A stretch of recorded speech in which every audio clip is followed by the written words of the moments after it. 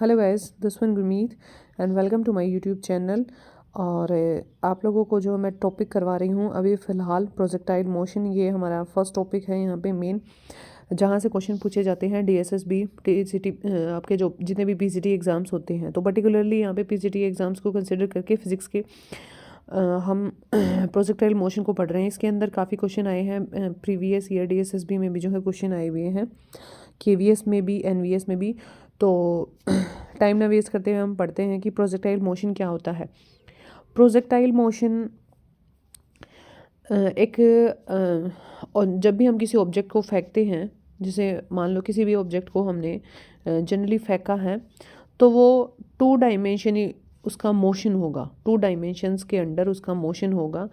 हमने किसी भी ऑब्जेक्ट को यू वेलोसिटी से फेंका है तो उसके अंदर दो कंपोनेंट आ जाएंगे। मतलब कुल मिला के क्या प्रोजेक्टाइल मोशन क्या है, एक पैराबोलिक पाथ है। जब हमने किसी ऑब्जेक्ट को फेंका है तो वो इस तरीके से पैराबोलिक पाथ को फॉलो करेगी, ठीक है, जिसमें वर्टिकल मोशन भी होगा और हॉरिजॉन्टल भी मोशन होगा। तो मैंने बताया कि जो प्रोजेक्टाइल मोशन है वो एक 2D मोशन है, जिसमें वर्टिकल प्लस हॉरिजॉन्टल दोनों मोशन होते हैं। ऑब्जेक्ट दोनों डायरेक्शंस में मूव करता है।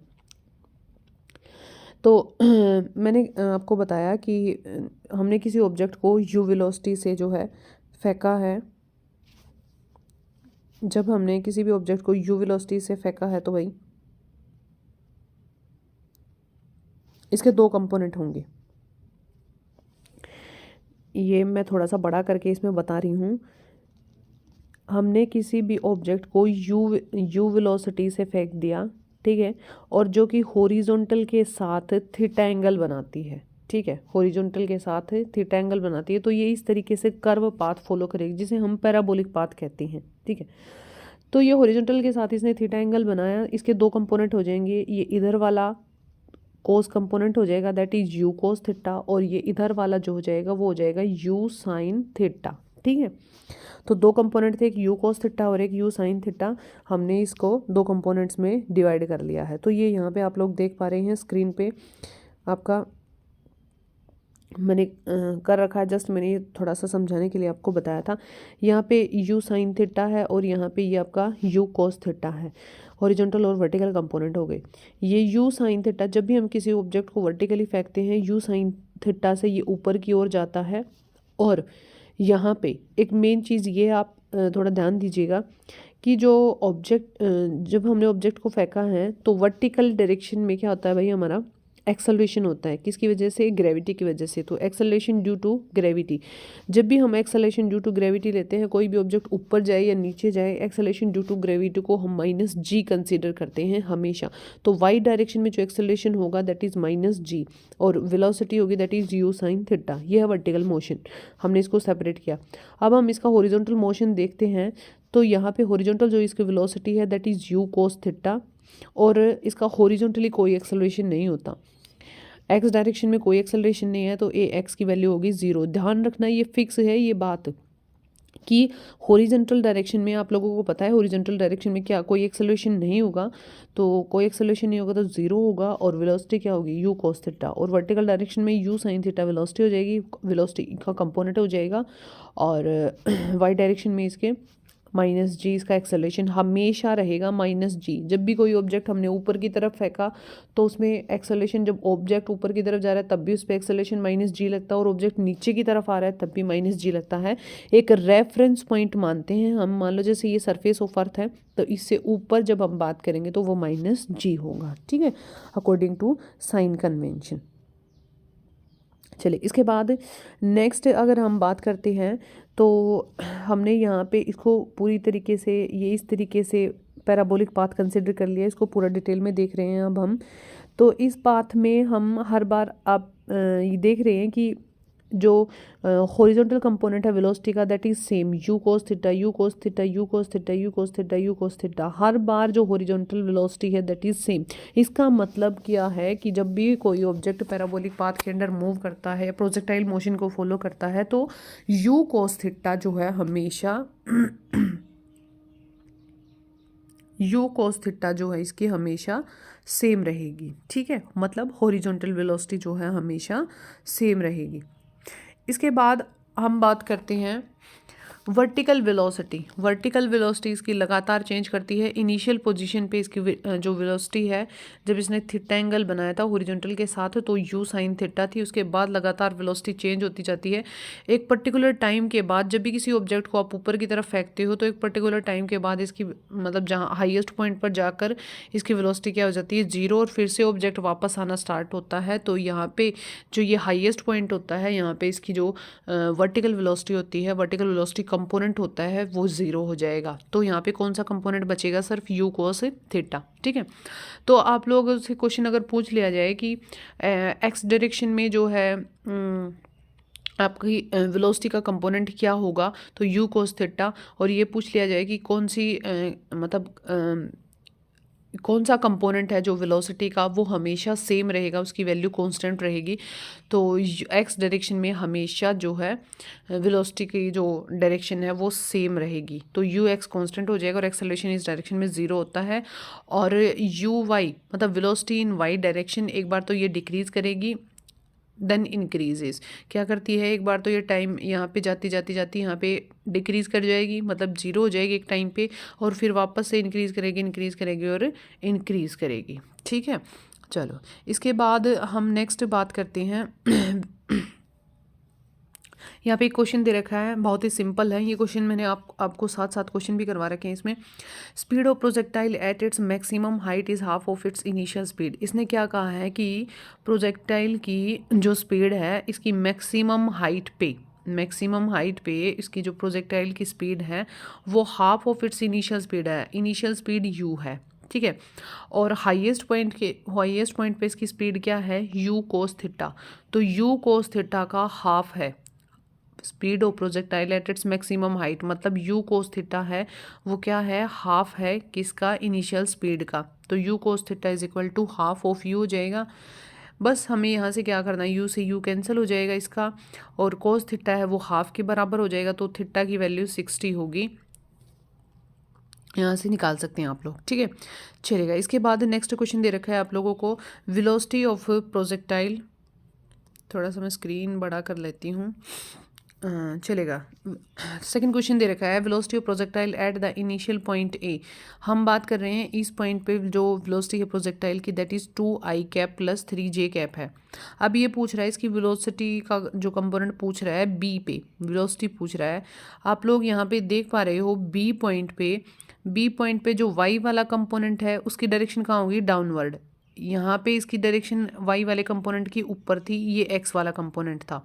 अब की बार ये x वाला कंपोनेंट तो अभी भी सेम है, x वाले कंपोनेंट तो हमेशा सेम रहेंगे, और जो y वाले की डायरेक्शन है वो नीचे हो गई। तो इसका मतलब जो y में कितना था, 3j कैप था। अब ये जो 3j कैप है ये माइनस 3j कैप हो जाएगा, और x वाला कंपोनेंट अभी भी ऐसे रहेगा, तो 2i cap minus 3j cap, ये आंसर आ जाएगा वेलोसिटी एट बी। सिंपली इसका उल्टा हो जाएगा यहाँ पे। अब अगर हम बात करते हैं इसके बाद नेक्स्ट, अगर हमें रिजल्टेंट वेलोसिटी निकालनी है, resultant velocity and inclination after time T, मतलब किसी भी टाइम पे, यहाँ पे तो मैंने कहा कि इनिशियली जो है हम इसकी वेलोसिटी देखते हैं, ये initial component you cos theta you sine theta हो जाएगा। और किसी भी अगर हमें बात करनी है किसी भी टाइम पे वेलोसिटी की बात करते हैं कि उसका हॉरिजॉन्टल और वर्टिकल कंपोनेंट क्या होगा, ठीक है। तो यहाँ पे इनिशियली क्या है, you cos theta you sine theta, ये मैंने बताया जब इसको कंपोनेंट में डिवाइड करेंगे ऑब्जेक्ट को हमने फेंका है। अब किसी भी टाइम पे हम देखते हैं तो यू कोस थीटा तो अभी भी सेम रहेगा। इसका मतलब किस में चेंज हो रहा है, वाई डायरेक्शन में। और हमें रिजल्टेंट वेलोसिटी निकालनी है, तो मोशन इन वाई डायरेक्शन देखेंगे हम, तो यू वाई जो है वो किसके बराबर है, इनिशियल जो वाई डायरेक्शन में वेलोसिटी है that is you sine theta, यहाँ पे यू भी लगा लेना, यू साइन थीटा।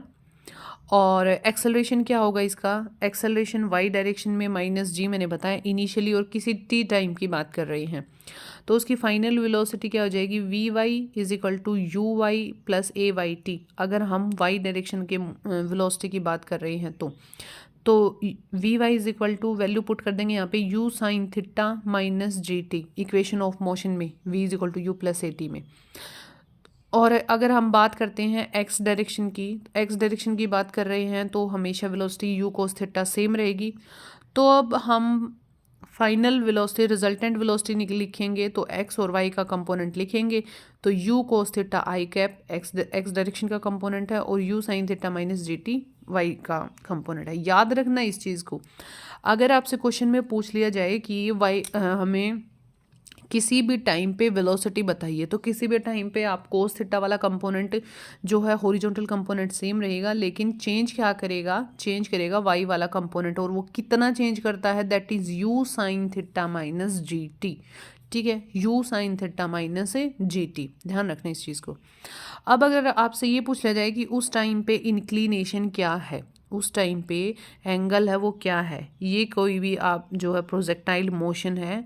और यहाँ पे जब हम बात कर रहे हैं इस पे, ये थोड़ा सा कोई नहीं चेंज, हाँ ठीक है ये बना दिया लो। तो यहाँ पर तो आपने स्टार्टिंग में देखा था कि एंगल जो है आपका थीटा था, ठीक है।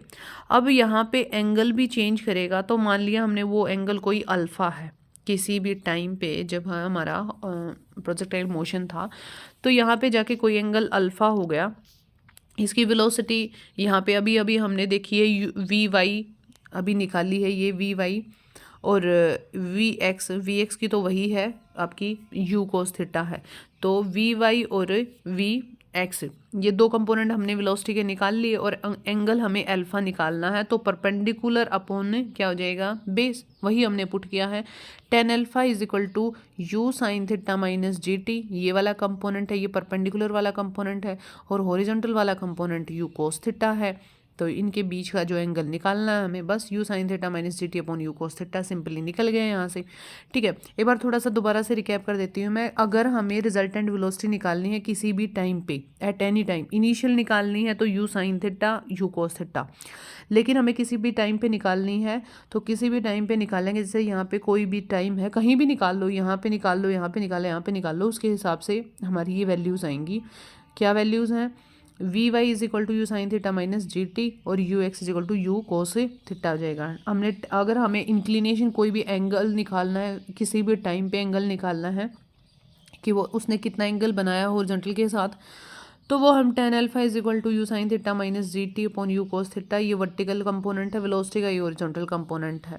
क्योंकि टेंजेंट जो होता है, टेंजेंट मतलब थीटा है या अल्फा, कुछ भी एंगल लो वो क्या होता है, परपेंडिकुलर अपॉन ये होता है आपका बेस होता है पी बाई बी। तो टेन अल्फा हम यहाँ से निकाल लिया। मे बी आप लोगों को यहाँ से क्लियर होगा, ये बहुत ज़्यादा मेन इंपॉर्टेंट पॉइंट है। इसके बाद नेक्स्ट जो है अपना, हम नेक्स्ट चलते हैं।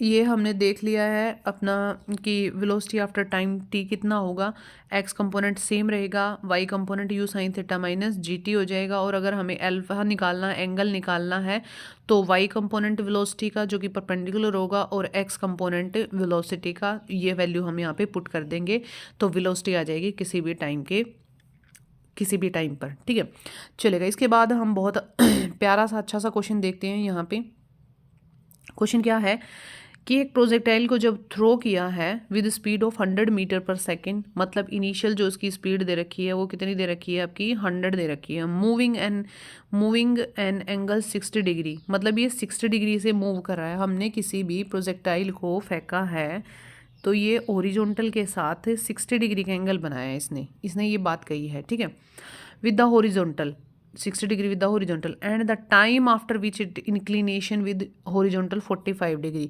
मतलब इसका जो किसी भी टाइम के बाद, अभी मैंने बताया है ना कि देखो यहाँ पे मान लिया हमने किसी भी प्रोजेक्टाइल को फेंका था तो इसने पैराबोलिक पाथ फॉलो किया, ये तो था इनिशियली, लेकिन कुछ टाइम के बाद कहीं यहाँ आ गया ऑब्जेक्ट मान लो, तो उसने हॉरिजॉन्टल के साथ कुछ एंगल बनाया होगा दैट इज़ अल्फ़ा, और वो दे रखा है आपका 45 डिग्री किसी भी टाइम पे।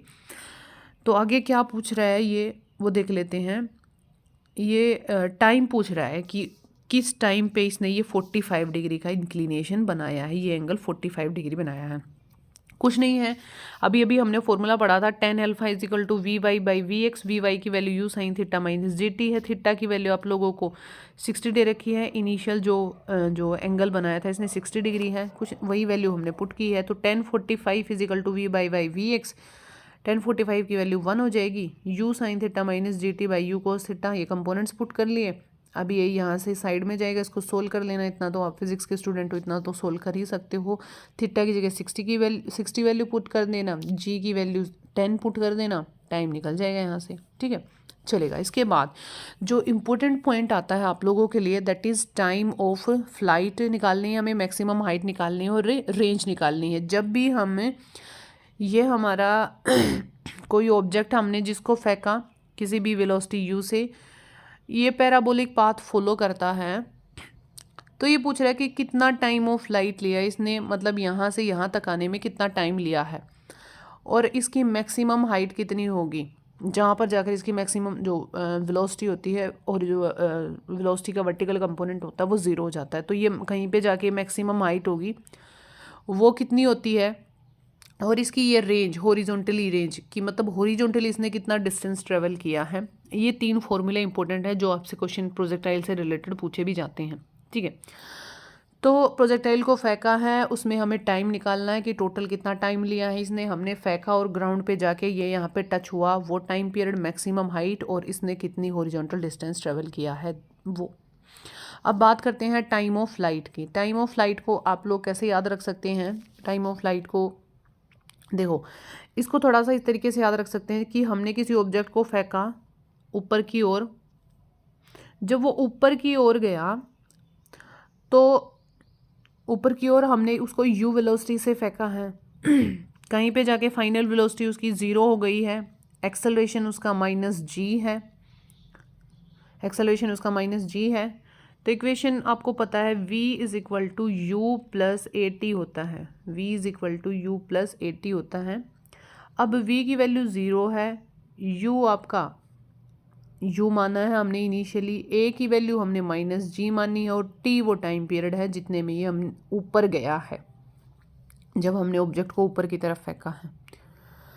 तो यहाँ से टाइम निकालेगा, t is equal to u को इधर लेके जाएंगे क्योंकि, या फिर जी टी को इधर लेके जाओ, माइनस साइन हट जाएगा, तो u बाय जी वैल्यू आ गई।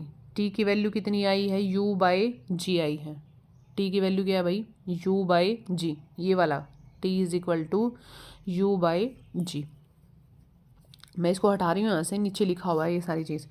ये किसी भी ऑब्जेक्ट को जब हमने फेंका है ऊपर की ओर, एक सेकेंड, ओके चलेगा। ऑब्जेक्ट को जब हमने ऊपर की ओर फेंका है तो ये ऊपर जाने में इसने कितना टाइम लिया है? u बाय जी, और उतना ही टाइम ये नीचे आने में लेगा। जितना टाइम में इंक्लिनेशन में है उतना ही टाइम डिक्लिनेशन में है। तो टोटल जो टाइम पीरियड है वो कितना हो गया? 2t। 2t को क्या लिखेंगे हम? t को स्मॉल, जो ये आपका t है, इसको क्या लिख रहे हैं? u बाय जी। तो 2 टाइम्स ऑफ u बाय जी हो गया। और दूसरी बात यहाँ पे मेन, मैंने कौन सा जो है वेलोसिटी का कंपोनेंट लिया है यहाँ पे? वेलोसिटी का कंपोनेंट लिया हमने y वाला, क्योंकि हमारा जो मोशन हमने कंसिडर किया है, हमने किसी भी ऑब्जेक्ट को ऊपर की ओर फेंका है तो ये वर्टिकल मोशन है, y डायरेक्शन में माना है यहाँ पे। ये y डायरेक्शन मान ली, और ये x डायरेक्शन है हॉरिजॉन्टल, ये y है। चलो, इसके बाद इसका मतलब जो टाइम पीरियड है उसमें आपका y वाला कंपोनेंट आएगा, और y वाला कंपोनेंट हम इनिशियली जब कंसिडर कर रहे थे तो ये आपका u कोस थीटा था, और ये क्या था? u साइन थीटा था। बस अब ये वैल्यू पुट कर दो यहाँ पे। और ये वाला टर्म है जो मैंने ये बताया है, ये आपको जनरली, अगर आप प्रोजेक्टाइल की बात नहीं कर रहे हैं, सिंपली 1 डायमेंशन की बात कर रहे हैं, तो भी ये आपका फॉर्मूला वैलिड है वहाँ पे, t is equal to u by g. तो इसका मतलब टाइम पीरियड कितना हो गया? 2u साइन थीटा बाय जी हो गया। हमने यहाँ पे वैल्यू पुट की है खाली, तो ये वाला फॉर्मूला बन गया, टाइम है 2u साइन थीटा बाय जी। ठीक है, अगर आपको फॉर्मूला ना याद रहे तो भी simply v is equal to u plus a t से आप निकाल सकते हैं। एक्सेलरेशन -g होता है, फाइनल वेलोसिटी 0 होती है, क्योंकि एक मैक्सिमम हाइट पर जाकर वो रुकेगी वो, तो फाइनल वेलोसिटी 0 होगी। इनिशियल वेलोसिटी आप कोई भी u मान लो, तो बस इस फॉर्मूले में पुट कर लेना, टाइम पीरियड निकल जाएगा। इसके बाद हम बात करते हैं मैक्सिमम हाइट की, कि कितनी मैक्सिमम हाइट तक वो पहुंचा है। तो मैक्सिमम हाइट के लिए आप निकाल तो हम इस फॉर्मूले से सकते हैं, s is equal to v² minus u square is equal to 2as से निकाल लो। v² minus u square is equal to 2as, इस फॉर्मूले से निकाल सकते हैं। s वो मैक्सिमम हाइट है जिस तक हमने ऑब्जेक्ट को फेंका है एक्सेलरेशन कितना -g मानना था, इनटू में 2 हो जाएगा, ठीक है, इनटू में 2 हो जाएगा। और ये बराबर होगा फाइनल वेलोसिटी, तो जब भी हम किसी ऑब्जेक्ट को फेंकते हैं तो मैक्सिमम हाइट तक जाती है तो 0 हो जाएगी। यहाँ से हमारा जो ये वेलोसिटी, इनिशियल वेलोसिटी हमने क्या मानी है, u ही मानी है। जब भी हम ऑब्जेक्ट को फेंक रहे हैं तो इनिशियल वेलोसिटी हम u मानते हैं, ठीक है, मानिए वो आप कुछ भी मान लो, आपकी मर्जी है, ये सिर्फ नोटेशन के लिए है। तो ये -u² है। अभी ये माइनस से इनका माइनस कट जाएगा, तो यहाँ से वैल्यू क्या आती है एक बार मैं आपको बता देती हूँ। यहाँ से जो वैल्यू आती है that is u² is equal to 2gh। क्या हो गया, u² is equal to 2gh हो गया। अगर u² 2gh हो गया तो h की वैल्यू यहाँ से निकाल सकते हो, that is equal to u² divided by 2g, ठीक है। इक्वेशन ऑफ मोशन ये मैं निकाल के दिखा रही हूँ, रटने के लिए तो आप लोग फॉर्मूले रट सकते हो, कोई दिक्कत नहीं है। तो h की वैल्यू क्या हो जाएगी, u² डिवाइडेड बाई 2g। हटाओ अब इसको, देखो यही लिखा हुआ है h is equal to u² by 2g। और हम ये जो मोशन की बात कर रहे होते हैं वो कौन सी डायरेक्शन में बात कर रहे होती हैं, वर्टिकल मोशन में। किस में बात कर रहे होते हैं, वर्टिकल मोशन में, क्योंकि हम अगर हम मैक्सिमम हाइट की बात कर रहे हैं तो वो वर्टिकल मोशन में, ये मैक्सिमम हाइट तो भाई हॉरिजॉन्टल कंपोनेंट, हॉरिजॉन्टल यहाँ पे कोई हाइट थोड़ी ना होगी, हाइट इसके वाई कंपोनेंट के कोरस्पॉन्डिंग ही होगी। तो इसका मतलब हम वेलोसिटी का जो कंपोनेंट है अब कौन सा ले लेंगे यहाँ पे, वाई वाला कंपोनेंट, और यू वाई की वैल्यू पुट कर देंगे, that is you sine theta, ये यू कोस थीटा है और ये यू साइन थीटा है। तो इसका मतलब एच की वैल्यू क्या होगी, u² sine square theta divided by 2g। दो फॉर्मूले बन गए। यहाँ से इसको याद करने का तरीका है, अगर नीचे 2 है तो ऊपर भी 2 पावर में आएगा, तो u² sine square theta divided by 2g, और इसको सिंगल टर्म्स में लिखना है 2u sine theta by g।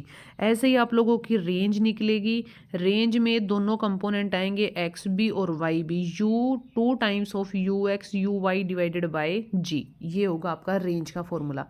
अब ux की वैल्यू भी पुट कर दो। अब आपकी यहाँ से आप लोग जो है ux की वैल्यू भी पुट कर सकते हैं। ux की अगर हम वैल्यू पुट करेंगे तो देखिए r is equal to 2 times of ux की वैल्यू क्या है, u कोस थीटा, और uy की वैल्यू क्या है, u साइन थीटा, तो इस u का स्क्वायर हो जाएगा और साथ में sine theta divided by g, ठीक है।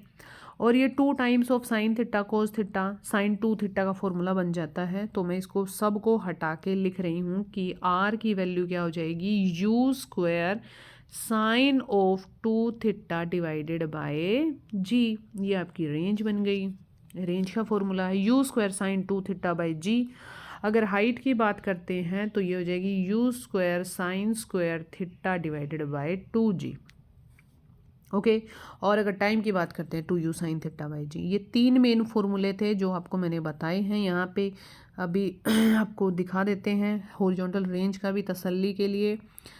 तो ये आपका हॉरिजॉन्टल रेंज का है क्वेश्चन, 2ux uy अपॉन जी, और ये आ गई आपकी u² sine 2 theta divided by g, चलेगा।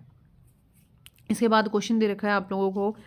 क्वेश्चन क्या है, velocity of projection of a projectile is given by, ये आपको वेलोसिटी दे रखी है, सिंपली विदाउट एनी कंपोनेंट की बात कर रहे हैं यहाँ पे। तो आपसे time of flight, maximum height, range पूछ रहा है। सिंपली अगर हमें सिंपली आई जे कंपोनेंट्स में बात कर रहे हैं तो उसी हिसाब से हम यहाँ पे टाइम ले लेंगे, that is 2u y by g. अब यहाँ पे y कंपोनेंट कितना है, वेलोसिटी का 10, 2 into 10 upon 10, 2 second time period आ गया। Maximum height that is uy² by 2g हो जाएगा, तो uy की वैल्यू 10, 10 का स्क्वायर डिवाइडेड बाई 2 इंटू जी की वैल्यू 10 पुट करेंगे 5 आ जाएगी। रेंज भी 2 टाइम्स ऑफ ux uy, इस तरीके से आप निकाल लोगे, कोई दिक्कत नहीं है। अब एक क्वेश्चन ये आता है आपका बहुत ही ज़्यादा इम्पोर्टेंट, यहाँ से क्वेश्चन बनता है, relation between r and h। r और h के बीच में अगर रिलेशन देखनी है तो 4h is equal to r tan theta होता है। 4h मतलब क्या है, ये है आपकी रेंज और ये है हाइट। तो जो मैक्सिमम जो हाइट होती है वो 4 टाइम्स मैक्सिमम हाइट बराबर होती है रेंज tan थीटा, ठीक है। यहाँ से वाला जरूर ध्यान रखना थोड़ा सा। रेंज ये बहुत ज़्यादा इंपॉर्टेंट क्वेश्चन पूछा जाता है जब ग्राउंड टू ग्राउंड की बात कर रहे हैं हम पैरा प्रोजेक्टाइल मोशन की। तो रेंज मैक्सिमम होती है जब थीटा की वैल्यू 45 डिग्री होती है। जब थीटा की वैल्यू 45 डिग्री होगी तो रेंज की वैल्यू मैक्सिमम होगी। This is the most important point, ध्यान रखना। ये क्वेश्चन आया हुआ है आपके डीएसएसबी में। Horizontal range and maximum height of projectile are equal. Horizontal range और मैक्सिमम हाइट क्या है, इक्वल है, मतलब आर बराबर दे रखा है एच के। तो एंगल ऑफ प्रोजेक्शन निकालना है, एंगल ऑफ प्रोजेक्शन निकालना है। हमने रिलेशन बताई आपको 4h is equal to r tan theta, अभी अभी जस्ट बताई थी। तो वहाँ पे हम आर की जगह एच पुट कर देते हैं, एच से एच कैंसिल हो जाएगा आपका।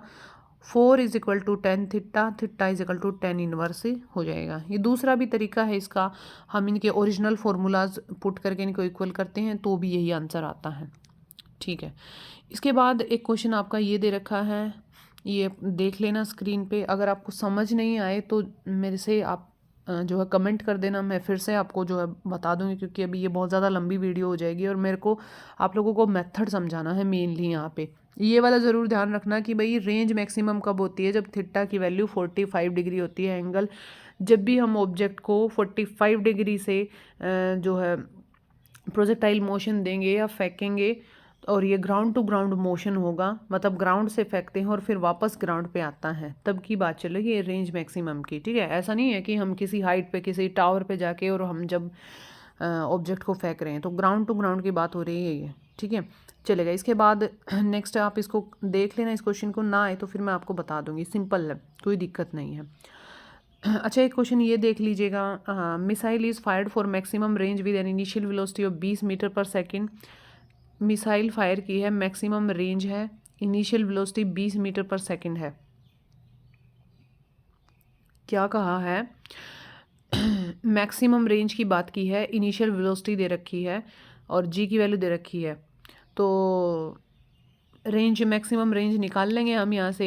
मैक्सिमम रेंज थीटा की वैल्यू 45 डिग्री होती है, तो मैक्सिमम होती है उस टाइम पे। तो r is equal to u square sine 2 theta divided by g. तो हम 45 पुट करेंगे तो 2 टाइम्स 45 मतलब 90 डिग्री। तो ये वैल्यू बन जाएगी u square divided by g. U square divided by g आएगा, ये कट कर रखा है, 2 नहीं आएगा क्योंकि 2 किस में आता है, आपकी मैक्सिमम हाइट में आता है। बस अब यहाँ पे फॉर्मूले में पुट कर देना। यू की वैल्यू आप लोगों को दे रखी है 20 है, 20 इंटू 20 डिवाइडेड बाई जी की वैल्यू 10 है। बस रेंज आ गई आपकी, 40 मीटर हो गई मैक्सिमम रेंज आ जाएगा। एक ये बहुत ही ज़्यादा इंपॉर्टेंट क्वेश्चन यहाँ से बनता है कि रेंज दो एंगल ऑफ प्रोजेक्शन के लिए सेम होती है। रेंज है दो एंगल ऑफ प्रोजेक्शन के लिए सेम होती है, थीटा के लिए और 90 माइनस थीटा के लिए। इन दो एंगल्स पे रेंज सेम होगी। अगर मान लो 45 डिग्री, 90 माइनस 45 डिग्री, 45 पे इन पे रेंज क्या होगी, सेम होगी।